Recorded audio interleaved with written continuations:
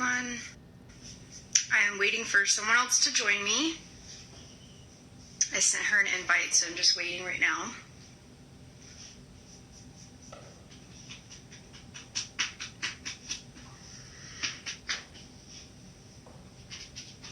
Waiting for the crow conjuring. Here we go. Oh.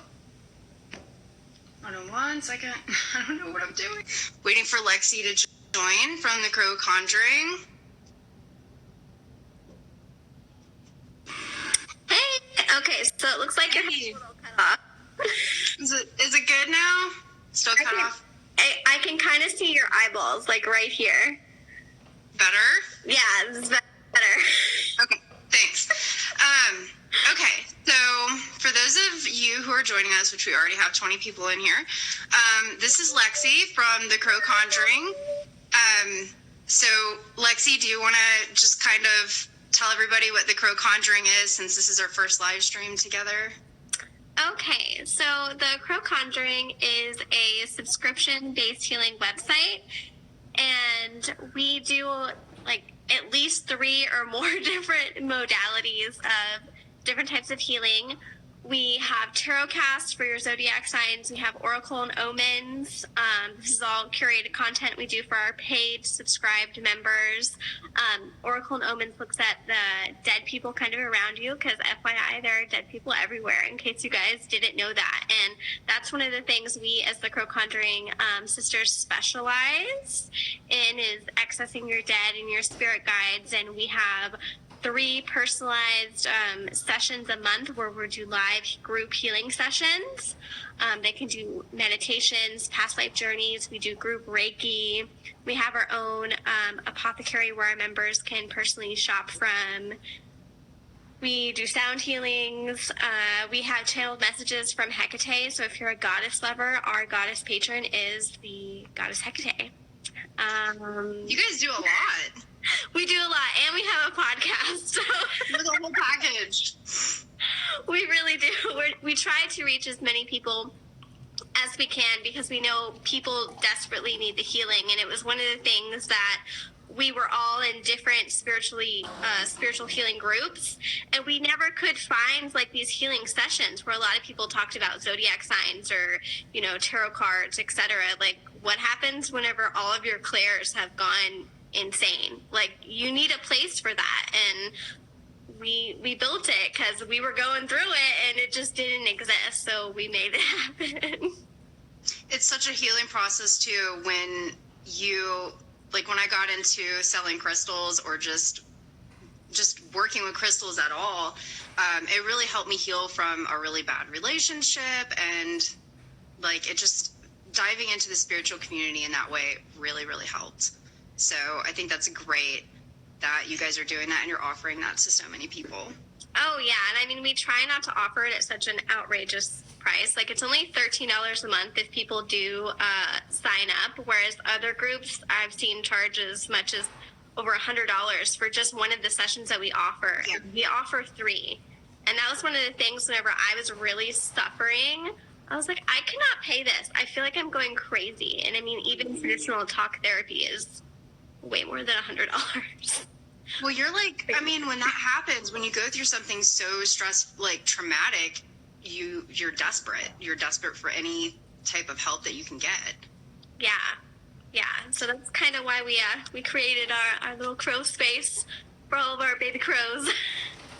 So that's Lexi, and she's with the Crow Conjuring. So what we decided to do was we wanted to offer kind of like a healing live stream every week. So every Thursday, no specific designated time, but it's probably going to be around this time. And today we're talking about healing from heartbreak, because there's so many different types of heartbreak, and everybody heals differently in their own time, in their own way. So that was something that we wanted to cover today. And one of the things we really wanted to talk about was, why is it so hard to recover from heartbreak? So one of the reasons is because I mean, it's almost like a drug. Love is basically, it's like a drug. It kind of gives us the same feeling, the serotonin bump, but I'm pretty sure that researchers are still trying to figure out why exactly we like form this addiction to love. And I think they're doing some stuff with like neurobiology and neurochemistry right now to kind of tap into the human brain and see exactly why this happens. Well, I mean, also that if like you wanted to take it into a science perspective. I mean, I obviously have my own perspective, but like as far as like looking at love being addictive, I mean, love makes you happy, and happiness gives you endorphins, just like caffeine. Whenever you drink a whole bunch of caffeine, like I'm full on addicted to. I'm not drinking coffee right now, but I'm one of those people, and I come with a lot of energy, and I think I spend the majority of my time like in a happy state. But whenever I go low, I'm the first to admit like the world is burning down whenever I'm unhappy. So I can understand like the science behind the shift of whenever you're happy versus whenever you're not happy. But I feel like on a spiritual level, like each of those moments whenever you do have heartbreaks need to be acknowledged. Otherwise you kind of lose the appreciation of what it's like to be happy and experience that, because some people are kind of like addicted to love. That's an addiction, but yet they don't really understand like the many facets of love. And there's like 1,000 different avenues in which we can honestly take this conversation. There really is, but like we need attachment to survive. It's built in, it's part of our survival instinct, and there's nothing wrong with feeling like you need somebody or you need that feeling of love. And it comes in so many forms, like family. There's so many people that don't have a secure family, so a lot of times they'll seek that in their relationships or anything else along the line. But yeah, there's so many different forms of that, of wanting that connection, relationships, family. The list really goes on. Yeah, and I mean, I think the first connection, I think is the most important that you like mentioned, is the connection of family, because honestly, that's where it starts. That's your first impression of what love and being valued really is. And unfortunately, that's one of the places where we have a lot of trauma, where a lot of people have a lot of inner trauma. I know at TCC we're working on like the inner child, and whenever I was writing content for it, like I cried and cried and cried and cried. And I realized that a lot of my trauma didn't start at that childhood level, those first glimpses of what it means to be respected. And I mean, love starts at the root of respect to me, like, because otherwise if you don't have that respect and that like boundary in a sense, like you are going to get walked all over, because there will be people that will take advantage of that. And it could be, you know, somebody very close to you, like your mother, father, brother, sister, uncle, cousin. It doesn't have to be somebody from the outside. And I think people don't take the time to acknowledge that in a sense at all. I mean, what do you think about that? Yeah, no, they don't, and it can manifest if you. It's not something that if you don't like work on it, it can manifest, and that's something I've been kind of worried about. With I did not have like the best childhood growing up. You know, my dad raised me. My mom wasn't around. Like it was difficult because I had to grow up really, really fast. Like I was, oh man, so young, and I didn't get to like enjoy the typical things that so many kids got to enjoy, going to amusement park or having family events or anything. Like I didn't do any of that because my dad was also so much older that I was singled out. I was always so much younger. My sisters were the age of, you know, like my aunts pretty much on my mom's side. So I've kind of gone through that whole thing, like trying to seek that. I think I try to seek that in so many relationships, not just romantic, but it's almost like a sense of security. Like I always need this sense of security, and I can do okay on my own, but I want it. Like I want that security now, especially as an adult. It's gotten like worse, and I know it's something I need to like take care of, you know, as soon as I can. A lot of inner work needs to be done for sure. Oh yeah, I mean, I'm right there. I'm right there with you. And like for me, I don't know how many people that will watch this or watch the replay, but I'm a mother. I have 2 small kids. And I really woke up very recently to the fact that, like, I spent a big majority of my life being a doormat, and no shame in saying that. It took me finding other family to really understand that the family that I had been born into, etc., was just very toxic. My mother passed away due to unforeseen circumstances whenever I was really young. I didn't have my dad in my life because he had no idea I existed. So I was just left with a very supportive grandmother, but I spent a lot of time taking care of her because she was sick. And then the rest of my family members were not as supportive, and especially whenever it came to like spirituality. And I learned very quickly that I had to be quiet, or you're gonna get sent away, because I didn't have like any type of support system for that. So there was a lot of trauma that I incurred in that, because not only did I have to be quiet about my feelings, but I had to be quiet about my spirituality that was happening all around me on a daily basis, and it still does. Like, it doesn't stop. So that's another thing too with heartbreak. It's like not feeling like you're accepted, and there's so many different forms, but not feeling like you're accepted in your family or just in your everyday life with other people. That hurts. It hurts really bad, because you start to feel like you're just this weird person and you're kind of being singled out, and that's something that's hard to deal with, which takes us to another part on how to actually deal with it, or like what kind of techniques. So many people try to find techniques to deal with something like this, and they're all going to be different. But are there any techniques that have really helped you to kind of just come back to center? Well, I mean, as far as like an everyday level, I had to own my voice. I had to own my feelings, because I spent a really long time just being terrified of the family members that I did have that were very toxic and unforgiving. And it took a lot of like pushing and breaking points for me to be like, this is no longer acceptable. Like, you can't do this to me anymore. And I had to really use that throat chakra. And that's terrifying, because people want to hold on to their stories. If I was still holding on to that story, I would still be the scared, closeted person that I was 3 years ago. I couldn't do that. I had to move forward. I didn't know what that was going to look like. It took a lot of tears and a lot of pain and a lot of sleepless nights to move forward. But also, I explored my own ancestry. I went on this huge spiritual and like very fulfilling journey of like trying to find my dad and my family and my roots, and really identifying what those were. And for me personally, that journey really helped.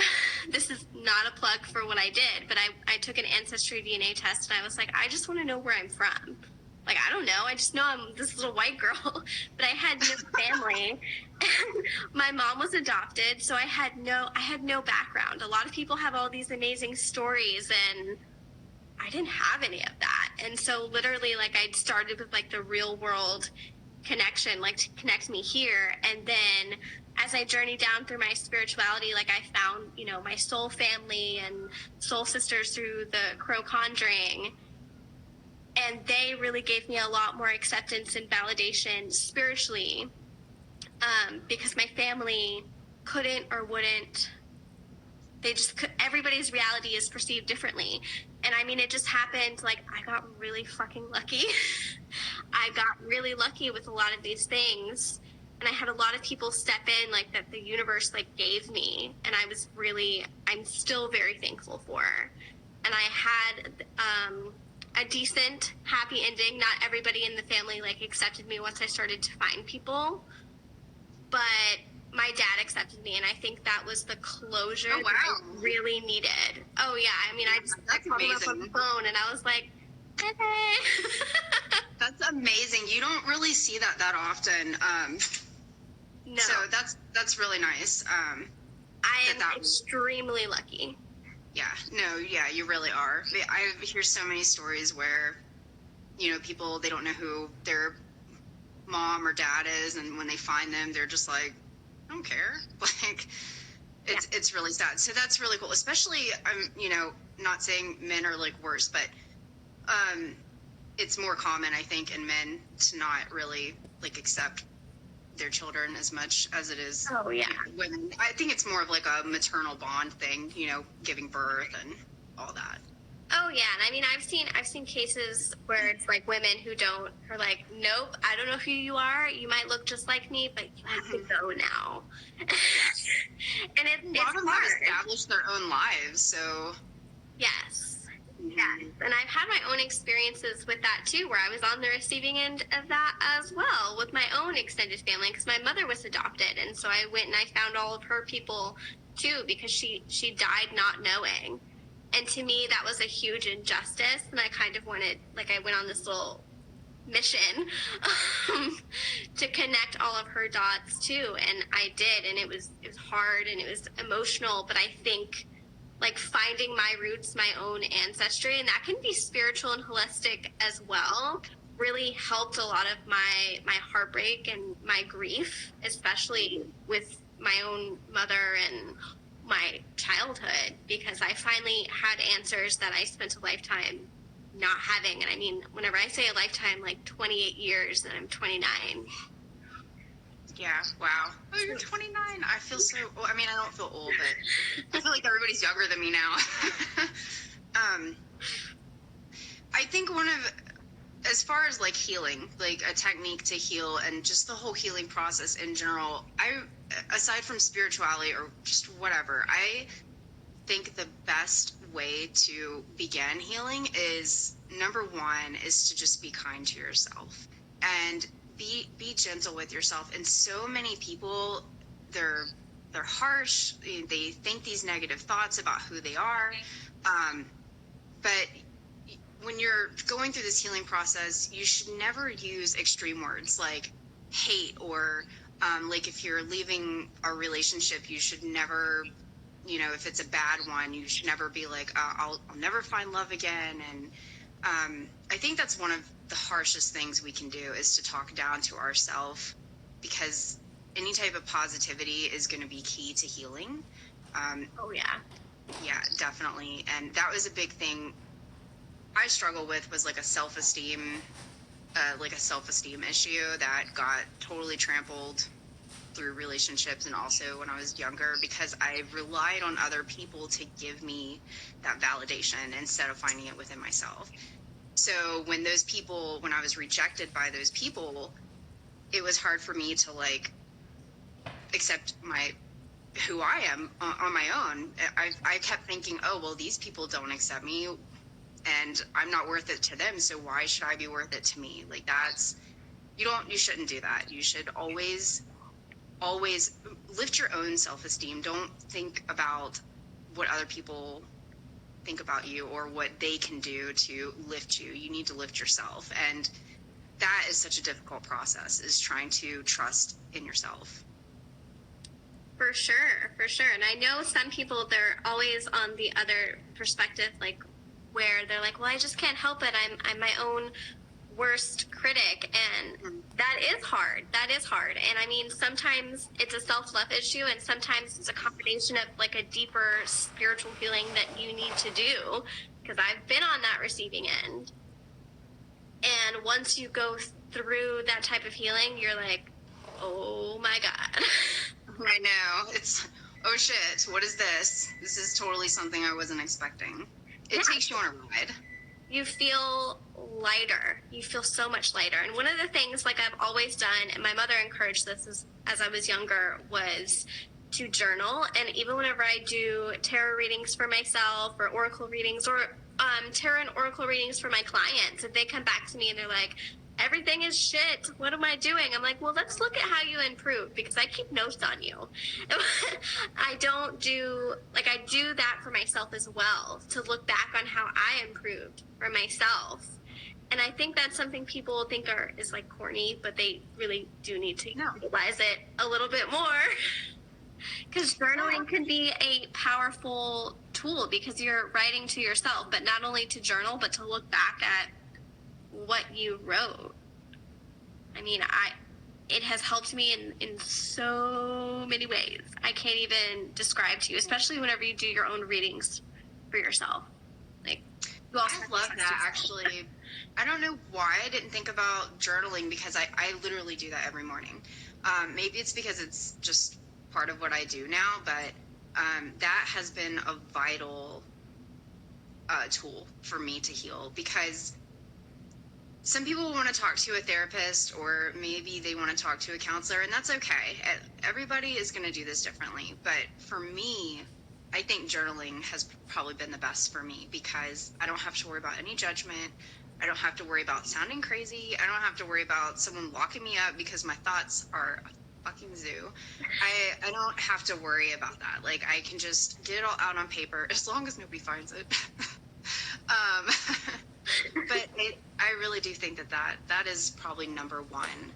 And also, real quick, you guys, you can chime in if there's any type of, if there's an experience you want to talk about, something that has helped you guys with heartbreak, or just some type of technique that I'm sure there's other people in the chat or in the live stream right now that would love to hear how you heal from your stuff.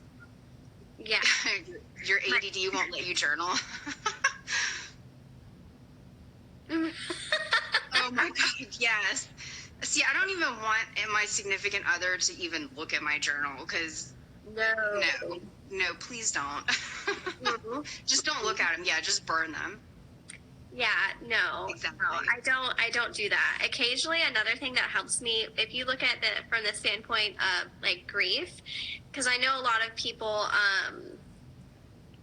they do have a lot of trauma, and that does involve like losing a loved one. Unfortunately, I mean, a lot of people have been there. If you're one of the lucky few that's not there, then great. Hug your loved ones a little bit more. But I write letters to anybody that I've lost in the past, whether it be my mother, friends, whoever. And I just kind of get it out, especially if they're still alive and I no longer talk to them. To me, that's a way to like throw up that feeling. Or in TCC, we have burn parties where you write down whatever the fuck you want to write down. And then we're like, burn, baby, burn. And we burn it all. And your intentions and your pain burn to death. Yeah. Oh, I didn't even think about writing letters to someone specifically. But, someone that's like alive. My dad passed in January, and I am constantly writing him letters because I miss him so bad, and I can't call him.